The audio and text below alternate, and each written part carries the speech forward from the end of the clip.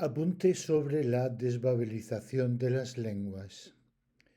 Queridos colegas, queridos amigos, el capítulo 11 del primer libro de la Biblia, el Génesis, narra el episodio de la Torre de Babel, una alegoría de la diversificación de las lenguas. Después del diluvio, los descendientes de Noé, cuya arca tomó tierra en el monte Ararat, muy cerca de aquí, hablaban un solo idioma y vivían en la llanura de Sinar, en Mesopotamia, y construyeron una torre que había de llegar al cielo. Como Dios viera su orgullo y desafío, confundió su idioma para que no pudieran entenderse. Dejaron de construir y se dispersaron. La ciudad se llamó Babel. Aquella lengua se fragmentó en dialectos, que es lo que sucede de manera natural y lo que ha venido sucediendo desde siempre cuando las lenguas viven aisladas. El Nuevo Testamento contiene una referencia posterior de gran interés. Me refiero a los Hechos de los Apóstoles, cuando en Pentecostés el Espíritu Santo les concede a los discípulos de Jesús el don de lenguas. Ese es precisamente el recorrido de la desbabelización o reunificación o acercamiento de las lenguas, conocer otras además de la propia para entenderse. Los idiomas corren sus propios destinos, ni se autorizan ni se prohíben. Obligar a hablar una lengua o prohibir su uso es una torpeza ajena a toda norma ética. Son los hablantes quienes eligen de manera natural la más adecuada para expresarse, y no lo hacen por cumplir un orden, sino porque de manera natural van en busca de la más procedente en cada momento. Hace algo más de un siglo se empezó a extender una idea loable, pero un tanto peregrina, que defiende la diversidad lingüística. Considera una suerte la variedad de lenguas porque cada una de ellas, surgida de la anterior, describe un ámbito cultural por sí sola y refleja la naturaleza de sus hablantes. Y no les falta razón. El tópico se ha generalizado tanto que nos agrada dar por bueno aquello que contribuye a mantener viva una lengua, aunque tengamos más de 7.000. Lo nuevo es que en nuestros tiempos, y por primera vez en la historia de la humanidad, sorprendentemente, la tendencia natural propicia la desbabelización, el acercamiento de los hablantes, el entendimiento entre los pueblos. ¿Qué está pasando? Pues, resumido en 5 corrientes, diríamos que cada vez hay más hablantes de 2 lenguas o ambilingües, que se acelera la muerte de las lenguas innecesarias, que se multiplican los contactos entre naciones, que se tiende a utilizar una lengua vehicular única y que también el sistema de escritura que más se extiende por el mundo es el alfabeto latino y no otro, que se está convirtiendo en el alfabeto común para la humanidad. Quienes conocen más o menos bien una lengua extranjera son hablantes bilingües. Quienes utilizan 2 lenguas como propias en el día a día son hablantes ambilingües, por analogía con los ambidiestros. Sorprenderá si digo que la mayoría de las lenguas del mundo carecen o tienen pocos hablantes monolingües. En España, país de unas 15 lenguas, según la página web Ethnologue, solo hay un idioma con hablantes monolingües, el español. En Francia también solo uno, el francés. En Italia lo mismo, el italiano. En Rusia lo mismo, el ruso. En Alemania lo mismo, en alemán, y en Estados Unidos el inglés. Todos estos países tienen además decenas de lenguas sin hablantes monolingües. Llamaremos a estas lenguas en dependencia, solo con intención didáctica, lenguas parásitas, es decir, lenguas que, como el casubio, el frisón, el alsaciano, el occitano, el vasco, el calabrés, el siciliano, el checheno o el gallego, se apoyan en otras para sacar a sus hablantes del aislamiento. El apoyo no se realiza con cualquier lengua, sino con aquella que lo facilita, y las lenguas que mejor apoyan a las deficitarias son muy pocas, apenas una docena. En Europa, el inglés, el español, el alemán, el francés, el italiano y el ruso.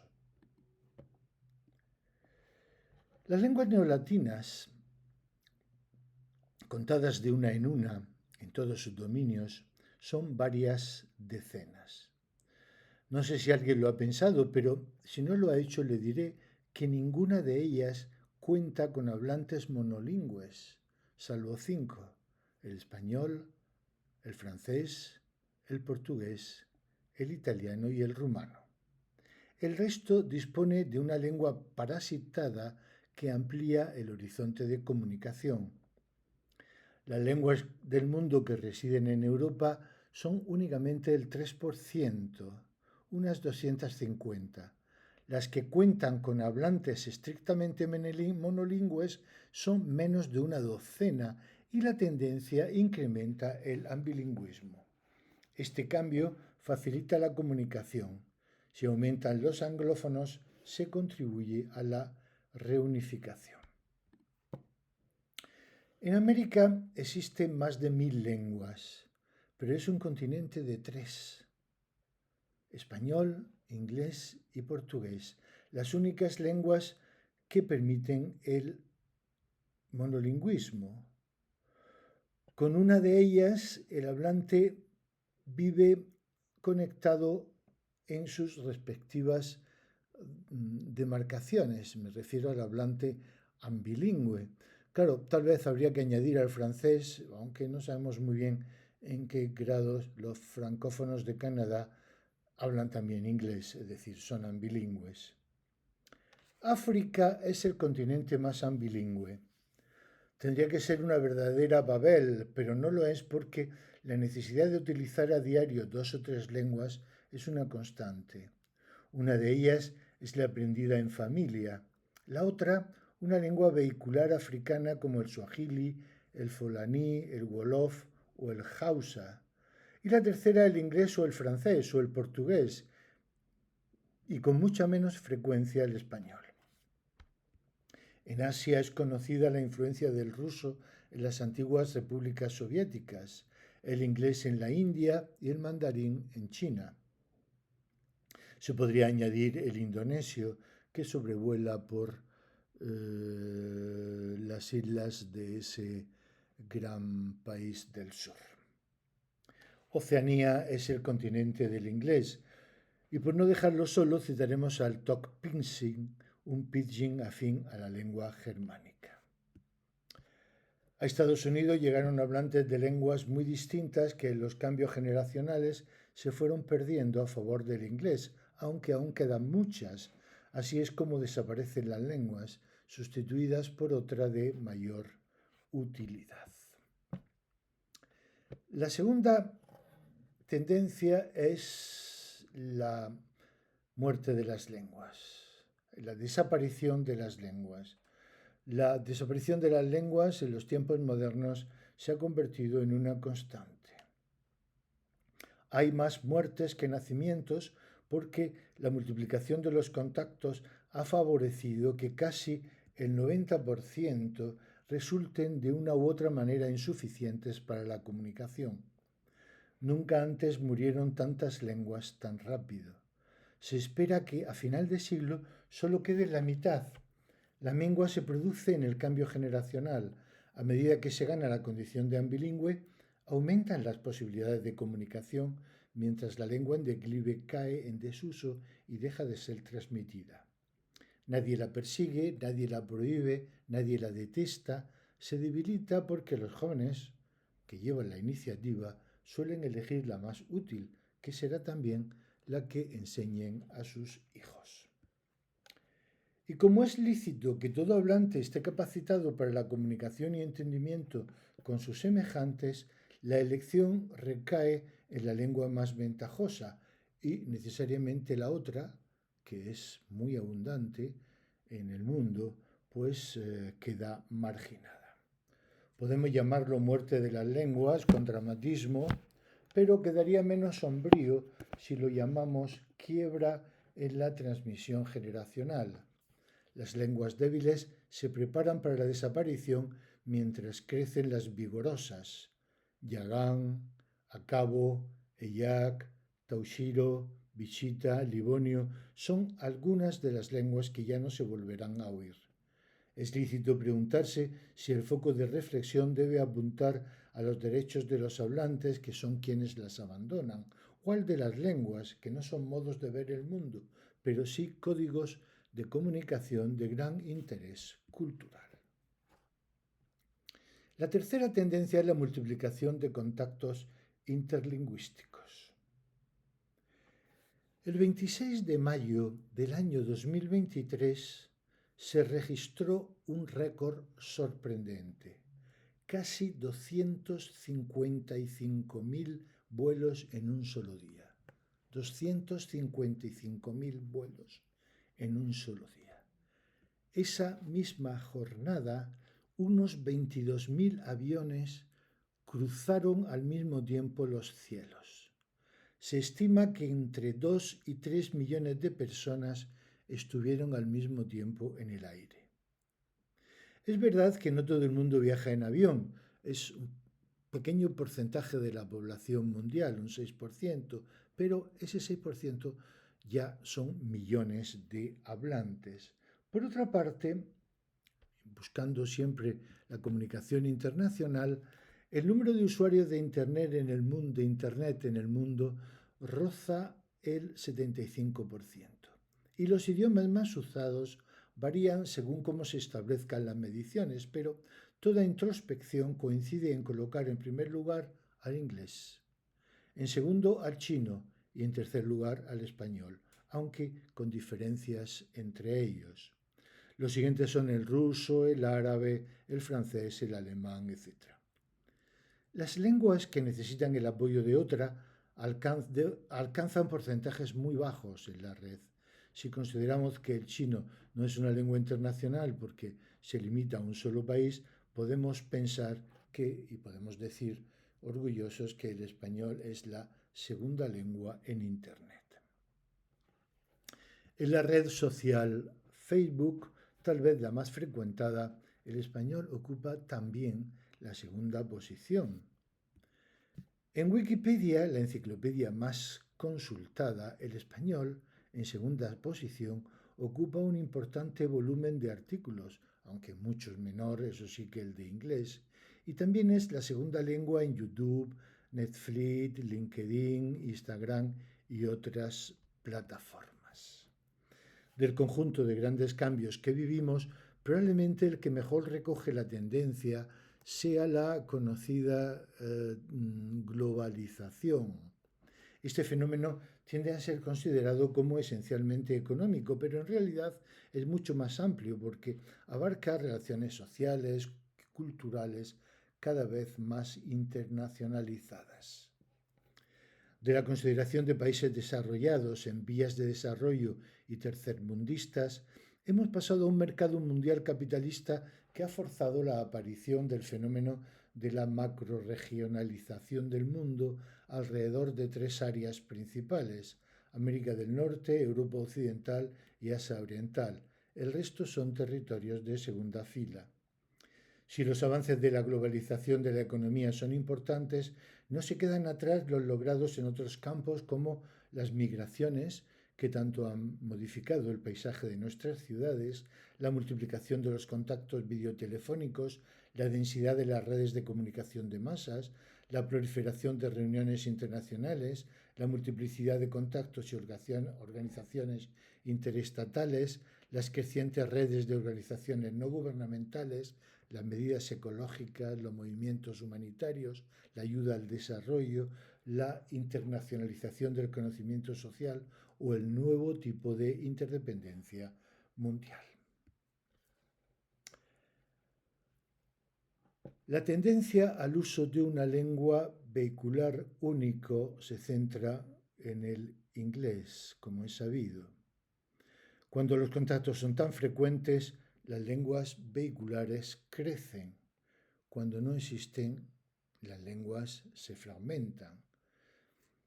El inglés crece como la espuma y los contactos entre hablantes son tan frecuentes que su variedad de locutores en diversos grados de destreza, tan afectados por los distintos acentos, se entienden en todo el mundo, desde Estados Unidos hasta Australia, desde Sudáfrica hasta la India o hasta Inglaterra. Parece como si fuera normal que el inglés no se fragmente en dialectos, que es la tendencia irremisible de todas las lenguas cuando viven separadas. Pero si lo comparamos con el coreano, que hace 70 años que los del norte rompieron contacto con los del sur, descubrimos que se han producido diferencias tan notables que dificultan la intercomprensión, tanto en la gramática como en la pronunciación, como en el vocabulario. El inglés fue la lengua de un pueblo germánico, los anglos, una de las tribus vecinas del Imperio Romano. Muchos siglos después, 400 millones de personas que viven en países ricos tienen aquella lengua como materna. Otros 1.000 millones y tal vez más se topan a diario con la necesidad de utilizarlo. Y según estimaciones del British Council, que no parecen descabelladas, unos 2.000 millones en total dominan, manejan, controlan, se defienden o estudian inglés, es decir, la cuarta parte de la humanidad. Nunca en la historia hubo una lengua tan distribuida por los continentes. Nunca se había introducido una lengua con tanta intensidad y admiración, y habría que añadir que nunca la humanidad estuvo tan conectado. El estado fuerte de la economía de Estados Unidos, especialmente el progreso industrial y tecnológico que había empezado a liderar a principios del siglo XX, fue probablemente la clave. Aquellos avances en vuelos comerciales, en telefonía, en radio y televisión, habían de revolucionar la vida y las costumbres de la modernidad. Y se añadió algo absolutamente excepcional que dejaba marcados los sentimientos y las conciencias de espectadores de tantos lugares recónditos: el cine. Que Hollywood tomara la delantera no tuvo tanto significado en la época del cine mudo como cuando la voz sonó en la pantalla. El liderazgo fue secundado por la filmografía de algunos países europeos, no muchos, pero con mucha menor incidencia. El mundo anglófono supo hacer música con lenguaje universal. Sus letras, por encima de las modas, se tararearon como propias en países de muy distintas lenguas. Los artistas a los que los Estados Unidos dieron vida fueron recibidos con agrado casi en cualquier lugar del mundo. Desde entonces, la lengua germana alimenta las tendencias musicales. Los textos científicos empezaron a ser publicados en inglés. Las demás lenguas, incluso el español, que es la segunda, por cierto, quedan en posiciones más distantes. Hoy la lengua de los anglos entra sin permiso en los resquicios de la cultura y la comunicación universal. No parece que nada lo frene, no tiene rival. Países como Francia o Rusia, que intentaron resistir a su influencia, han claudicado. Ya no es realista cambiar porque los sistemas mantienen una inercia difícil de desviar. Las lenguas necesitan al inglés, principal idioma de la desbabelización. Para algunas, como el sueco o el galés, resulta imprescindible. Para otras, como el polaco o el húngaro, es muy necesario. Para las menos, entre ellas el español y el francés, es prescindible, pero no viene mal. Solo los anglófonos no necesitan conocer otra lengua y realmente no la conocen, no se inquietan por conocerla. La quinta tendencia es la expansión del alfabeto latino. Aunque el abecedario latino no es universal, a ningún usuario de otro alfabeto actual, que son más de 40, le es ajeno. La colección de grafemas que se ha generalizado por los 5 continentes nació en un rincón de la península itálica inspirada en la de sus vecinos etruscos, que a su vez la habían tomado del griego. El imperio lo llevó por los territorios bañados por el Mediterráneo, pasó después a las lenguas neolatinas y luego lo adoptaron las lenguas germánicas y buena parte de las eslavas.